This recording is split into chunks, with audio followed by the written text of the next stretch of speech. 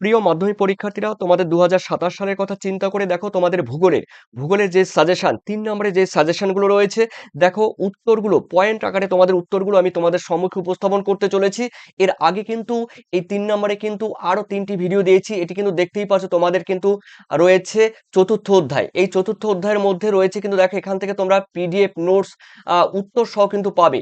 ঠিক আছে, উত্তর সহ তোমরা কিন্তু পেতে চলছো। তো দেখো, চলো, রয়েছে ২০২৭ সালের পরীক্ষার কথা চিন্তা করে রয়েছে ভূগোল, আর এখানে রয়েছে দেখো তোমাদের পিডিএফ, আর সেগুলো অবশ্যই রয়েছে ৩ নম্বরের ফাইনাল এক্সাম মানে ফাইনাল পরীক্ষার জন্য। তো দেখো, তোমাদের চতুর্থ অধ্যায়ের মধ্যে রয়েছে বর্জ্য ব্যবস্থাপনা, ওয়েস্ট ম্যানেজমেন্ট। এখান থেকে রয়েছে ৩ নম্বরের কোন কোন কোশ্চেনগুলো গুরুত্বপূর্ণ, উত্তর সহ একবার দেখে নাও। দেখো, তোমাদের রয়েছে এখান থেকে কিন্তু ৩ নম্বরের প্রশ্ন থাকবে, এখান থেকে কিন্তু ৫ নম্বরের কোনো প্রশ্ন থাকবে না।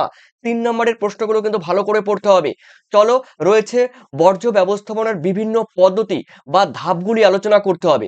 দেখো, বর্জ্য ব্যবস্থাপনার যে বিভিন্ন পদ্ধতি বা ধাপগুলো রয়েছে, সেখানে রয়েছে দেখো, প্রথমেই রয়েছে, এটি কিন্তু ডবল স্টার রয়েছে, দেখতেই পাচ্ছ। প্রথম পয়েন্ট রয়েছে বর্জ্য সংগ্রহ, মানে ওয়েস্ট কালেকশন, অর্থাৎ যে সমস্ত নোংরা নোংরা আবর্জনা যেগুলো রয়েছে, সেগুলোকে সংগ্রহ করতে হবে, কালেকশন করতে হবে। দেখো, বাড়ি যে কোনো বাড়ি, দেখো শহরে কিংবা নগরে, বাড়ি থেকে কিন্তু বর্জ্য পদার্থগুলো, মানে ওয়েস্টগুলো, যে নোংরা আবর্জনাগুলো কিন্তু, সেগুলো সেই সমস্ত নোংরা আবর্জনা কিন্তু কোনো ব্যক্তি সংগ্রহ করতে আসে গাড়ি নিয়ে। তো বাড়ি থেকে কিংবা কোনো প্রতিষ্ঠান থেকে কিংবা কোনো শিল্পক্ষেত্র থেকে বর্জ্য সংগ্রহ করা হলো। এটি কিন্তু একটি প্রথম, এগুলো ধাপ, এক একটা কিন্তু ধাপ। এরপরে রয়েছে দেখো তোমাদের সেকেন্ড, বর্জ্য পৃথকীকরণ।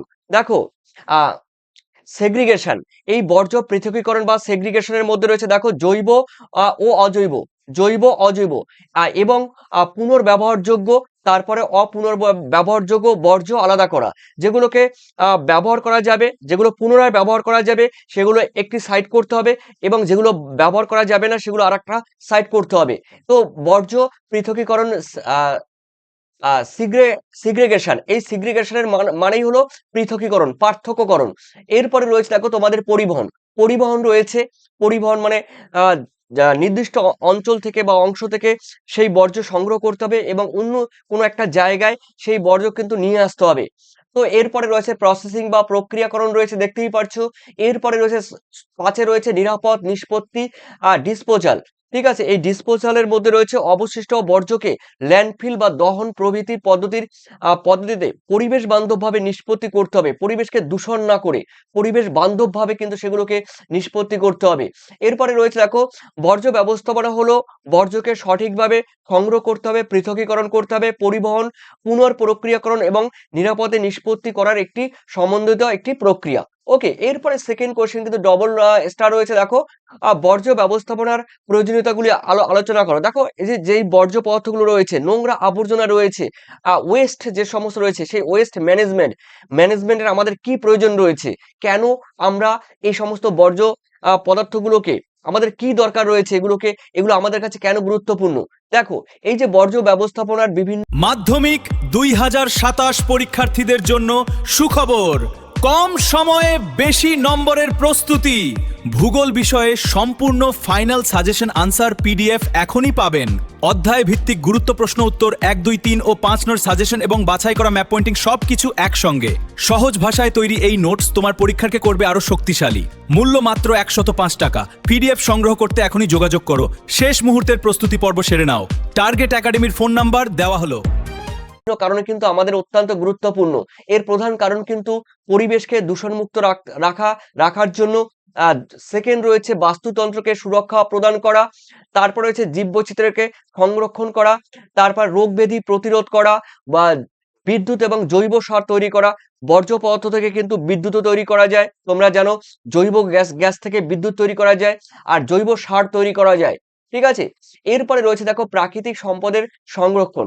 এগুলো করলে কিন্তু দেখো, এগুলো করলে কিন্তু বর্জ্য ব্যবস্থাপনার প্রয়োজনীয়তাগুলি কিন্তু মানে প্রয়োজনীয়তাগুলো যেগুলো রয়েছে, সেগুলো আমাদের পরিবেশের ক্ষেত্রে, আমাদের ক্ষেত্রে খুবই গুরুত্বপূর্ণ হবে। ওকে, এরপরে third number question triple star. Triple স্টারের মধ্যে খুবই গুরুত্বপূর্ণ কোশ্চেনটি, জৈব ভঙ্গুর এবং জৈব অভঙ্গুর বর্জ্যের মধ্যে পার্থক্য কি? দেখো এক সাইডে কিন্তু আমি বিষয় লিখেছি, অন্যদিকে কিন্তু দেখো জৈব ভঙ্গুর বর্জ্য আর এখানে রয়েছে জৈব অভঙ্গুর বর্জ্য। দেখো একবার দেখে নাও, তোমরা বুঝে যাবে। ধারণা, ধারণা বলা হয়েছে জীবাণু। দেখো জৈব ভঙ্গুর বর্জ্য এগুলো কিন্তু ভেঙে যাবে, মাটির সঙ্গে মিশে যাবে। জীবাণু, ব্যাকটেরিয়া প্রভৃতির দ্বারা সহজে কিন্তু মাটির সঙ্গে বিয়োজিত হয়ে যাবে। প্রাকৃতিক বিয়োজকের দ্বারা সহজে বিশ্লেষিত বা বিয়োজিত কিন্তু হয় না, এটা কিন্তু হবে না। ঠিক আছে, সহজে করা যায় না। স্থায়িত্ব, এটি কিন্তু সহজে প্রকৃতির সঙ্গে মিশে যায় বা মাটির সঙ্গে মিশে যায়। দীর্ঘদিন পরিবেশের অবিকৃত অবস্থায় কিন্তু মানে মাটির সঙ্গে কিন্তু বিক্রিয়া করে না, অবিকৃত অবস্থায় কিন্তু থেকে যায়। শ্রেণীবিভাগ, শ্রেণীবিভাগের মধ্যে রয়েছে সাধারণত এক শ্রেণীর জৈব বর্জ্য হিসাবে কিন্তু বিবেচনা করা হয়। আর এখানে রয়েছে বিষাক্ত, পুনর্ব্যবহারযোগ্য, কঠিন বর্জ্য ইত্যাদি বিভিন্ন প্রকার কিন্তু হতে পারে। এরপরে রয়েছে পরিবেশগত প্রভাব। দেখো সাধারণত পরিবেশ বান্ধব এবং পরিবেশের জন্য কম ক্ষতিকর, আর যেগুলো জৈব অভঙ্গুর পরিবেশের জন্য ক্ষতিকর এবং দূষণ সৃষ্টি করে, এটা কিন্তু মাটির সঙ্গে মিশবেও না বা মাটিকে উর্বর করবে না, কিন্তু এটার ক্ষেত্রে কিন্তু মাটির সঙ্গে মিশে যাবে এবং মাটিকে উর্বর করবে। এরপরে উদাহরণ রয়েছে ফল, সবজির খোসা, পচা পাতা, ডিমের খোসা, তার মানে খোলক, আর রয়েছে খড়, রয়েছে ঘাস, রয়েছে ইত্যাদি ইত্যাদি। আর কাঁচ রয়েছে, প্লাস্টিক, ইলেকট্রনিক্স বর্জ্য পদার্থ এগুলো কিন্তু রয়েছে জৈব অভঙ্গুর। ঠিক আছে, এটা মাটির সঙ্গে কখনো মিশবে না, এটা কিন্তু মিশে যাবে। এরপরে চতুর্থ নম্বর কোশ্চেন রয়েছে, দেখো ডবল স্টার, বর্জ্যের পরিমাণগত হ্রাস কিভাবে করা যায়? এই যে বর্জ্য পদার্থ যে রয়েছে ওয়েস্ট, যে তার মেজারমেন্ট বা পরিমাণ কি করে আমরা কমাতে পারি? ঠিক আছে, কমানোর উপায়গুলো রয়েছে। দেখো নাম্বার 1, উৎপাদন ও ভোগ নিয়ন্ত্রণ করতে হবে। সেকেন্ড রয়েছে চাহিদা সীমিতকরণ করতে হবে, আমাদের যে চাহিদা রয়েছে সেই চাহিদা কমাতে হবে। অপচয়, অপচয় নিবারণ করতে হবে। উন্নত প্রযুক্তিবিদ্যা ব্যবহার করতে হবে। এগুলো পয়েন্টগুলো কিন্তু একবার দেখলেই তোমরা পারবে। পুনরায় ব্যবহার করতে হবে। কিছু কিছু জিনিস রয়েছে, কিছু কিছু বজ্র পদার্থ রয়েছে, একটু আগেই বললাম একবার ব্যবহার করলে কিন্তু তাকে বারবার ব্যবহার করা যায়। ওকে, এরপরে যেমন তোমরা বলতে পারো ছেঁড়া কাপড় রয়েছে, অন্যদিকে রয়েছে আখের ছিবড়ে রয়েছে, কিংবা বলতে পারো বই খাতা, পুরনো বই খাতা রয়েছে, লোহা রয়েছে, এগুলো কিন্তু পুনরায় ব্যবহার করা যায়। এরপরে রয়েছে টেকসই দ্রব্যের ব্যবহার, মানে সুস্থায়ী উন্নয়ন বা সাস্টেনেবল ডেভেলপমেন্টের দ্রব্যের ব্যবহার রয়েছে। এরপরে রয়েছে দেখো তোমাদের পরিবেশ বান্ধবের পণ্যের প্রসার। পরিবেশ বান্ধব মানে যেগুলো জৈব ভঙ্গুর, পরিবেশের সঙ্গে যেগুলো মিশে যায়, যেগুলো পরিবেশকে ক্ষতি করে না, সেই সব পরিবেশ বান্ধব পণ্যের প্রসার বা ব্যবহার বাড়াতে হবে। এরপরে রয়েছে দেখো অতিরিক্ত ব্যবহার বর্জন করতে হবে, জনসচেতনতা বৃদ্ধি করতে হবে, জনসংখ্যা নিয়ন্ত্রণ করতে হবে। এগুলো করলেই কিন্তু অনেকটা নিয়ন্ত্রণ হবে। দেখো তোমরা যারা মাধ্যমিক পরীক্ষা দেবে 2027 সালে, তোমরা যারা পিডিএফ নেবে, এই পিডিএফে কিন্তু তোমাদের দেখো শর্ট কোশ্চেন 1 নম্বরে যাবতীয় শর্ট কোশ্চেন উত্তর, সেই সঙ্গে 2 নম্বর, 3 নম্বর এবং তোমাদের 5 নম্বরের উত্তর সহ পাচ্ছ। আর ম্যাপ পয়েন্টিং এ তোমরা কিন্তু পুরো পুরো কিন্তু কমপ্লিট করবে, অর্থাৎ 10-এ তোমরা 10 পাবে। আমি যেই ম্যাপ পয়েন্টিং করিয়ে দিয়েছি, সাজেশন এবং ম্যাপ, ভারতের মানচিত্রের কোথায় রয়েছে কন্যাকুমারিকা, কোথায় রয়েছে তোমাদের হলদিয়া বন্দর, কোথায় রয়েছে মুম্বাই, ঠিক আছে, বিভিন্ন রকম যে ভূপ্রকৃতি রয়েছে, উৎপাদিত ফসল রয়েছে, মৃত্তিকা রয়েছে, বন্দর রয়েছে, আন্তর্জাতিক বিমানবন্দর রয়েছে, আর তারপরে বিভিন্ন টাইপের যে মৃত্তিকাগুলো রয়েছে সেগুলো রয়েছে। তারপরে রয়েছে বিভিন্ন টাইপের যে উপকূল, কঙ্কন উপকূল রয়েছে, মালাবার উপকূল রয়েছে, হ্যাঁ, করমণ্ডল উপকূল রয়েছে, এগুলো রয়েছে। 10 ডিগ্রি চ্যানেল রয়েছে, টোটাল আমি কিন্তু করিয়ে দিয়েছি ম্যাপ পয়েন্টিং এ। যারা পিডিএফ নেবে তোমরাই কিন্তু পাবে চ্যাপ্টার ওয়াইজ সাজেশন, উত্তরগুলো তোমরা পেয়ে যাবে টোটালি একটা পিডিএফ এর মধ্যে। এই পিডিএফ তোমরা হোয়াটসঅ্যাপে পাবে, হোয়াটসঅ্যাপ থেকে তোমরা ডাউনলোড করতে পারবে। ডাউনলোড করে তোমরা কিন্তু জেরক্সের দোকানে গিয়ে জেরক্স করে কিন্তু নোটসের আকারে, কিন্তু সব থেকে বড় কথা নোটস, আর নোটসের আকারে কিন্তু তোমরা পড়তে পারবে এই ফাইনাল পরীক্ষার জন্য 2027। এরপরে রয়েছে দেখো ডবল স্টার রয়েছে গ্যাসীয় বর্জ্য নিয়ন্ত্রণের উপায়গুলো কি কি? দেখো গ্যাসীয় যে বজ্র পদার্থগুলো রয়েছে, সেই বর্জ্য পদার্থগুলোকে কি করে আমরা নিয়ন্ত্রণ করব? দেখো গ্যাসীয় বর্জ্য ও দূষণ নিয়ন্ত্রণের প্রধান পদ্ধতিগুলো হলো শোষণ। প্রথমত রয়েছে শোষণ করতে হবে, তারপরে অধিশোষণ করতে হবে, দহন এবং ইনসিনারেশন করতে হবে, তারপরে ফ্লু গ্যাস বিশুদ্ধকরণ করতে হবে, যে সমস্ত গ্যাসগুলো বেরিয়ে যাবে সেই চিমনির মাধ্যমে সেগুলোকে ফিল্টার করতে হবে। এরপরে ঘনীভবনের প্রক্রিয়ায় সেগুলো পুনর্ব্যবহার করতে হবে। কার্বন ধারণ ও সংরক্ষণ করতে হবে, এগুলো কিন্তু করতে হবে। এই গ্যাসীয় বর্জ্যের নিয়ন্ত্রণের এগুলো কিন্তু উপায়। এরপরে রয়েছে দেখো তোমাদের 6 নম্বরের কোশ্চেন, বর্জ্য পদার্থের ব্যবস্থাপনার 3R এবং 4R। এরপরে কিন্তু 5Rও কিন্তু বেরিয়েছে, অর্থাৎ 3R এবং 4R এর গুরুত্ব কি। দেখো এখানে একটু ভূমিকা লিখে দিয়েছি। এখানে রয়েছে প্রথম 4R এ রয়েছে দেখো রিফিউজ রয়েছে, মানে রিফিউজ মানে বর্জন, তোমরা জানো রিফিউজ করে দেয় বর্জন। আর রিডিউস মানে কমানো, হ্রাস করা, মানে কমিয়ে দেওয়া হয়, ব্যবহার কমানো হয়। আর রিউস মানে পুনর্ব্যবহার হয়, কোনো দ্রব্য বা বস্তু সামগ্রীকে ফেলে না দিয়ে তাকে পুনরায় ব্যবহার করা হয়। রিসাইকেল মানে পুনঃপ্রক্রিয়াজাতকরণ, অর্থাৎ বর্জ্য পদার্থগুলোকে বিভিন্ন প্রক্রিয়ার মাধ্যমে নতুন পদার্থে পরিণত করাই হলো রিসাইকেল।